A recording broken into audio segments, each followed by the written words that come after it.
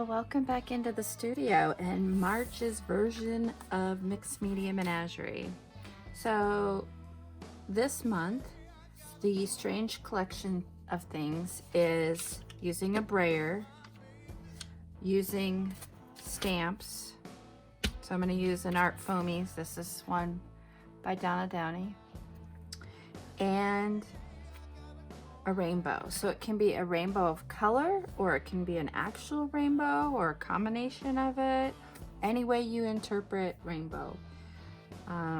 So we are working in this journal, and I can't remember what it's called, the Stillman Birn beta series. It's the soft cover, and the pages are really thick. Seems to withstand water pretty well. All right, so I'm gonna start off with using the stamp and my brayer. And I think I'm gonna go in with some Payne's Gray, but you know what? There we go. Sorry about that. I need my 3x5 gel plate to use as a palette for my brayer. And that is where I'm going to get started. We will see what else happens on this adventure. On the train.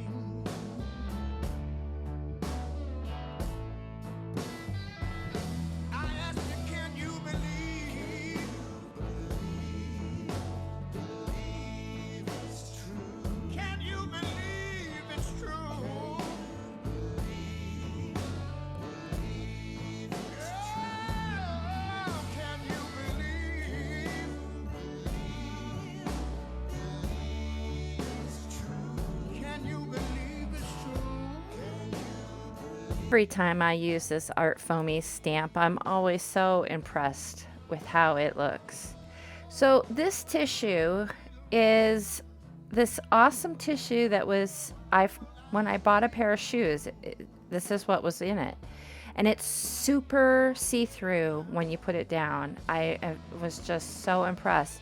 But it has these like blue-black flecks all over it. You can't see it in this video, I don't think, but it does. It has this texture, these little specks all over it. So it is really fun for giving really good, yummy kind of paper, wrinkled paper texture. So I'm going to catch some of that by braying some gesso on the top of it, and really kind of catch that texture and highlight it a bit. And you'll see I'm going to actually end up going in here with a lot of gesso to push some of that text areas back and really accentuate what's coming through the tissue.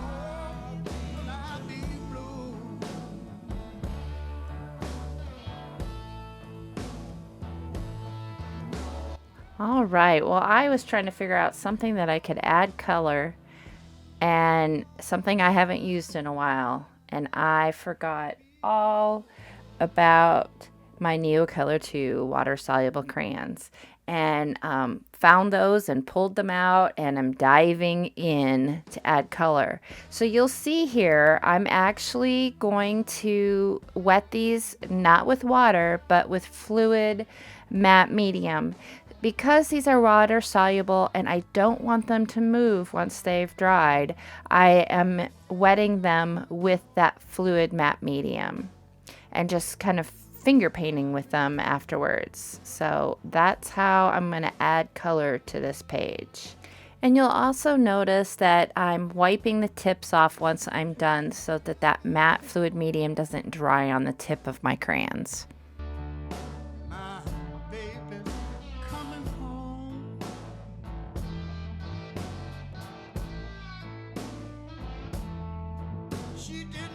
And I'm kind of going back in, like making a circle around the page. I put the blue down, I put the yellow down, I put the pink down, and then I come back to the blue and pump the volume up on that. And that's just so that it can dry a little bit and I can put another layer on top and intensify that color layer.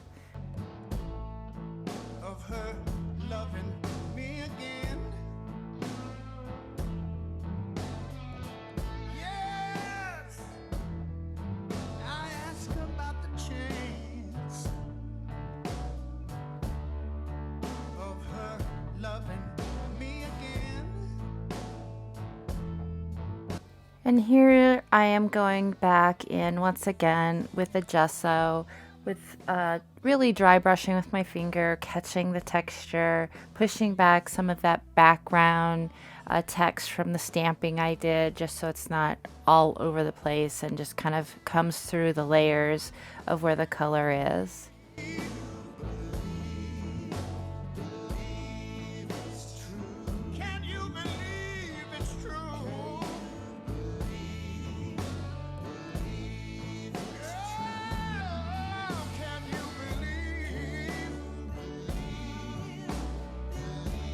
So I've pulled out a tag, obviously, and I am laying onto it some of my favorite coarse texture paste. This is a Liquitex Basic brand. I could have used homemade sand paste with this, but I really like this coarse texture paste. It's like it's bigger particles of sand.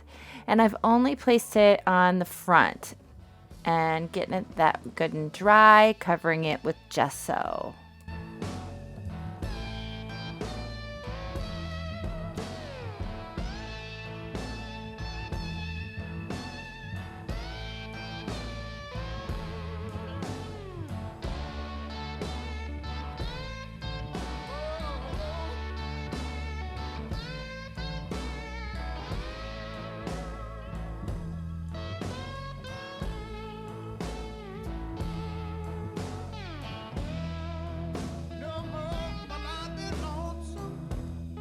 So I'm laying this tissue down on both sides of this tag, and I do not cover the sand paste.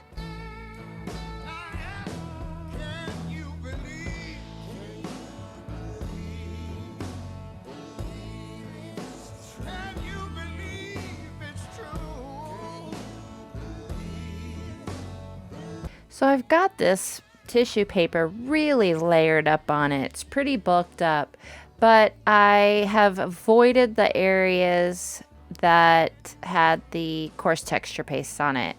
So I'm going to come in with some watered down, and have added that matte medium to it, the Neocolor 2 crayons, and kind of watercolor painting almost with it onto the tag. And I'm going to dry well between each of the layers of color. I don't want them to blend.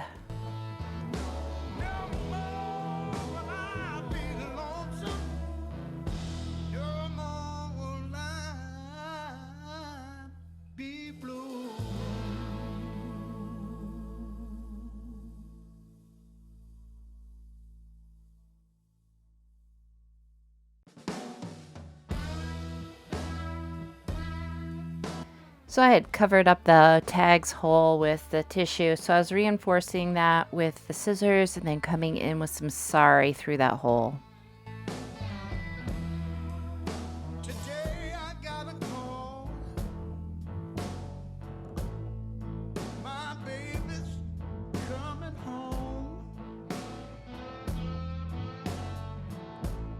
Adding a bit of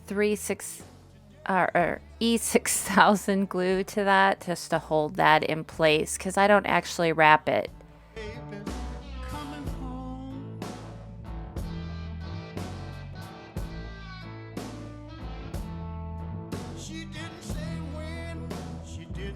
And I'm pulling out my wonderful thread bag just to gather some threads to include on this.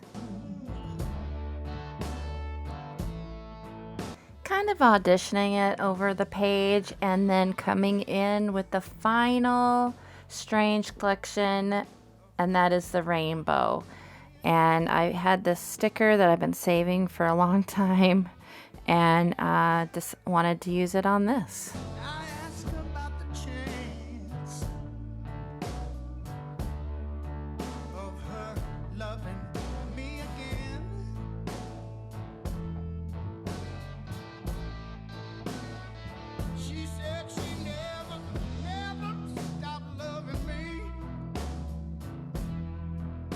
And I am going to add a little bit of that Fabri-Tac behind the sari just to hold it down a little bit better because it keeps popping up.